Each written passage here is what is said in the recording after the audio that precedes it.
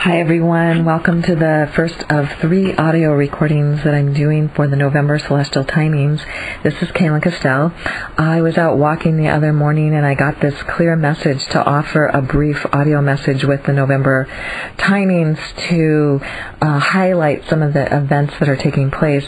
And as I thought about it, there are 3 really significant events that are happening, so I decided that I would do it in 3 different audios, that way that if you want to go back and listen to one specific one, you can just tune into that particular audio.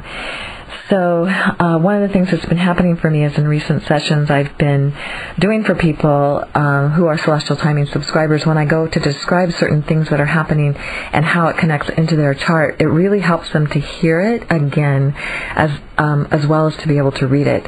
So all of these things I'm going to share with you, you can read about as well in the timings. But this is just a way to kind of sum up some of the 3 most important things I think that are happening at this particular time. So the first one I'm going to talk about is on the maximum synchronization of the solar and lunar cycle.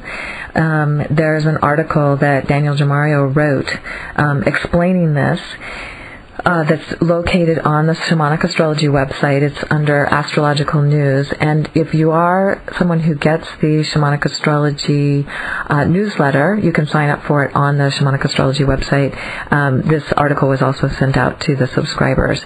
And you can get more details. I also I'm just going to give you a brief overview, but that's a way for you to go and get a more grounded sense of it.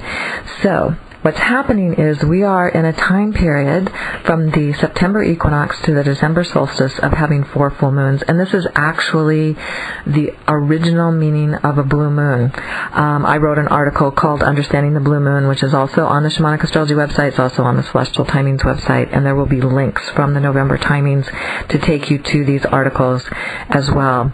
And so but what we're experiencing here are 4 full moons in a season, and that's rare. It doesn't happen that often, and it can only happen when there's a full moon that happens around 0 degrees of the equinox or the solstice time. When there's so we had that happen at the September equinox, where there was a full moon at 0 degrees Aries, and then on October 22nd we had a full moon at 29 degrees Aries.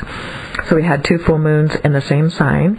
And then on November 21st, we'll have a full moon at 29 Taurus, which is conjunct the Pleiades. And I wrote a whole lot of stuff about how significant this full moon is, the November 21st full moon is, in relationship to the Pleiades. It's a rare event that won't happen again until November 20th, 2029.